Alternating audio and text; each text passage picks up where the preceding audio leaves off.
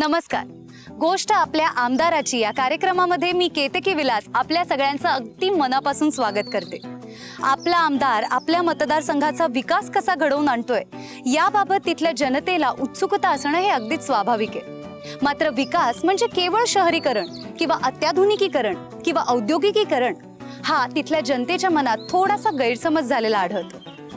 प्रत्येक भागाचं वेगळं असं एक भौगोलिक वैशिष्ट्य असतं, एक नैसर्गिक वैशिष्ट्य असतं जे त्या त्या प्रांताच्या जीवनमानास आणि राहणीमानास कारणीभूत असतं. आणि म्हणूनच प्रत्येक प्रांताच्या विकासासाठी एक वेगळं विजन राबवणं आवश्यक आहे. अशा प्रकारे एक वेगळंच विजन लाभलेल्या एका आमदाराची गोष्ट आज आम्ही तुमच्या समोर सादर करणार आहोत. कणकवली या सिंधुदुर्ग जिल्ह्यातल्या नैसर्गिक संपत्तीने समृद्ध अशा या आपल्या मतदारसंघाच्या विकासासाठी एक वेगळं विजन राबवणारे, तिथल्या विकासाला शाश्वत दिशा दाखवणारे, प्रशंसापात्र, कार्यक्षम आणि लक्षवेधी आमदार म्हणजेच माननीय श्री प्रमोदजी जठार. जठार साहेबांनी डेअरी चालू केल्यामुळे माझ्यासारख्या स्थानिक माणसाला रोजगार मिळाला. इथे माननीय प्रमोद जठारजी साहेबांमुळे इथे मुलांना MSCIT शिकण्याचा लाभ झाला. मला हृदयाचा त्रास असल्यामुळे आमदार जठार साहेबांनी मदत केल्यामुळे नायरला ऑपरेशन होऊन माझी तब्येत चांगली आहे. अनेक पेशंट, कॅन्सरचे पेशंट आम्ही हक्काने मुंबईत पाठवतो, ते आमदार प्रमोद जठार यांच्या जीवावरच पाठवतो. आमच्या सगळ्यांसाठी मुंबई आणि सिंधुदुर्ग जिल्ह्यातला हा आमचा हक्काचा माणूस आहे. बेबीकॉन यशस्वी करण्यासाठी खरा हात आहे तो आमदार साहेबांचा, जठार साहेबांचा आहे. गेल्या 5 वर्षामध्ये जठार साहेबांनी जे काम केलं आहे सामाजिक क्षेत्रामध्ये, सांस्कृतिक क्षेत्रामध्ये, राजकीय क्षेत्रामध्ये, ते खूप उल्लेखनीय असंच आहे असं मला म्हणावं लागेल. कवी नलेश पाटलांनी जेव्हा आमच्या डेअरी प्रकल्पाला भेट दिली तेव्हा त्यांनी न राहून अगदी कवीच त्यांनी उद्गार काढले की जठार साहेब, ही तुमची डेअरी नव्हे हो, ही डेअरिंग आहे तुमची. मंडळी, कणकवलीच्या आमदार प्रमोद जठारांचा आपल्या सर्वांना जय महाराष्ट्र. 1965च्या 19 एप्रिलचा माझा जन्म KM हॉस्पिटल, राहायला लालबागच्या बावलावाडीतल्या साडीमध्ये. वडील शांताराम शंकर जठार इंडिया युनायटेड मिल नंबर 5 मध्ये नोकरी. आई सुनीता ही कोकणात शेती करणारी. अशा या कुटुंबामध्ये माझा जन्म झाला. आम्ही 4 भावंड. बावलावाडीतल्या चाळीमधल्या 100 फुटाच्या घरामध्ये आम्ही खरं म्हणजे राहत होतो. 4-5 कुटुंब आमचे काका आणि त्यांच्या फॅमिलीत राहत होत्या. मिल कामगाराचं घर असल्यामुळे तशी प्रचंड आर्थिक ओढाताण, म्हणजे दर महिन्याला पठाण घरी येऊन पैसे घेऊन जाणे इथपर्यंत आर्थिक ओढाताण. परळच्या डॉक्टर शिरोडकर हायस्कूलमध्ये माझं 12वीपर्यंत शिक्षण झालं. 12वी फर्स्ट क्लास मिळाल्यानंतर मी माटुंग्याच्या रुपारेल कॉलेजमध्ये मी दाखल झालो आणि रुपारेल कॉलेजमधून 1986 साली ग्रॅज्युएशन मी माझं पूर्ण केलं. कॉमर्समधली पदवी घेतली. त्यानंतर 1 वर्ष रुपारेलमध्ये मी कायद्याचं शिक्षण 1 वर्ष घेतलं. आमदार प्रमोद जठार माझ्यासाठी नुसते या मतदारसंघाचे आमदार नसून लहानपणापासूनचे माझे मित्र, लालबाग परळमध्ये कॉलेज लाईफपासून अडीअडचणीला हक्काने मदतीला धावणारा माझा मित्र म्हणून माझ्यासाठी जास्त महत्त्वाचे आहेत. आणि तीच त्यांची हक्काने मदतीला धावणारा माणूस, हीच त्यांची खरी म्हणजे ओळख आहे. पुणे जनता सहकारी बँकेमध्ये 1987 साली नोकरी, मी क्लार्क पदावरती त्या ठिकाणी रुजू झालो.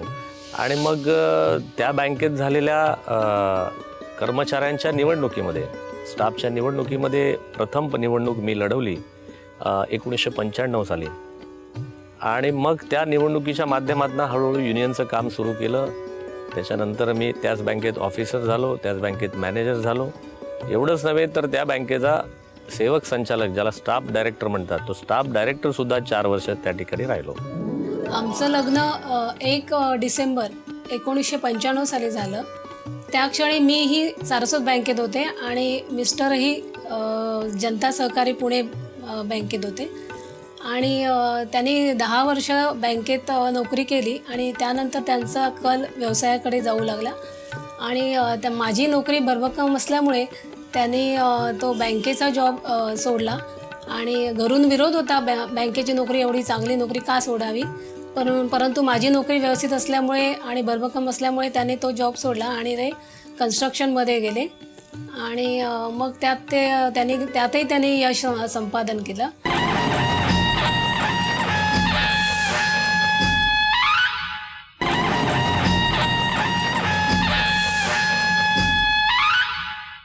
एकदा का माणूस आर्थिकदृष्ट्या स्थिर आणि सक्षम झाला की त्याला आपल्या पुढल्या आयुष्याची दिशा आणि आर्थिक गणितं निश्चित करावीच लागतात.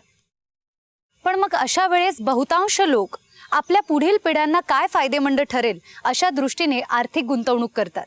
मात्र प्रमोदजींसारखी काही माणसं असतात ज्यांची मूळ प्रवृत्ती आणि कल हा सामाजिक कार्याकडे असतो.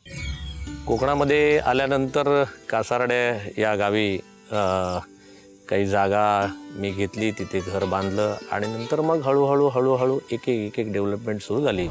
2002 साली आईवडिलांचं निधन झालं होतं आणि मग त्यांच्या नावाने सुनीता शांताराम एज्युकेशन ट्रस्टची निर्मिती केली आणि त्या ट्रस्टच्या माध्यमातून अनेक प्रकल्प या ठिकाणी सुरू केले.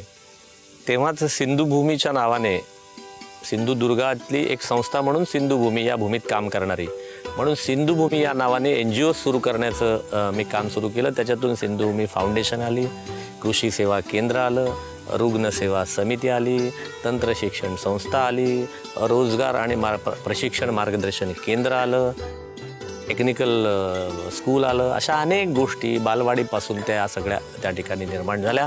असं करत करत या NGOच्या माध्यमातून आम्ही कामाची सुरुवात केली.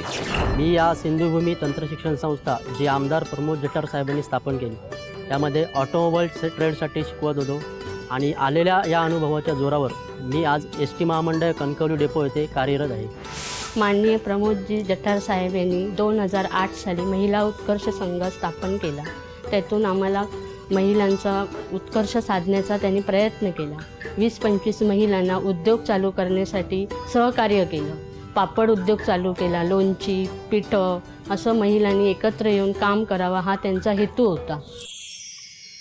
या व्यतिरिक्त प्रमोदजींनी ग्रामीण जनतेच्या हितासाठी अनेक कामे केली.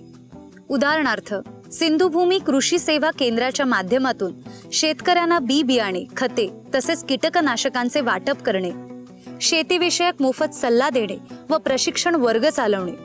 सिंधुदुर्गातल्या कासारडे येथे डॉक्टर कुडतरकर यांच्या मार्गदर्शनाखाली आम्ही ही रुग्णसेवा समिती आयोजित केली, तयार केली. याची 3 मंडळी आम्ही मुंबईत ठेवली.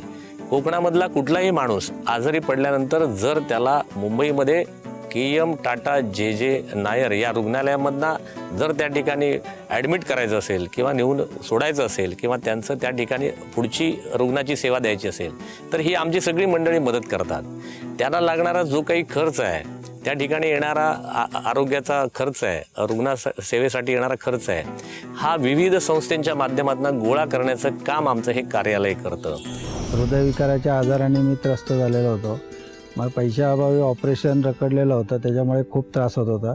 मग मित्रांच्या सहाय्याने जठार साहेबांकडे मी ऑफिसमध्ये गेलो तेव्हा त्यांच्या फंडातून मला त्यांनी पैशाची मदत केली आणि माझं ऑपरेशन हृदयाचं करून घेतलं. माननीय प्रमोद शांताराम जठार साहेब विधानसभा सदस्य आमदार हे आमच्या या रुग्ण कल्याण समितीचे अध्यक्ष आहेत.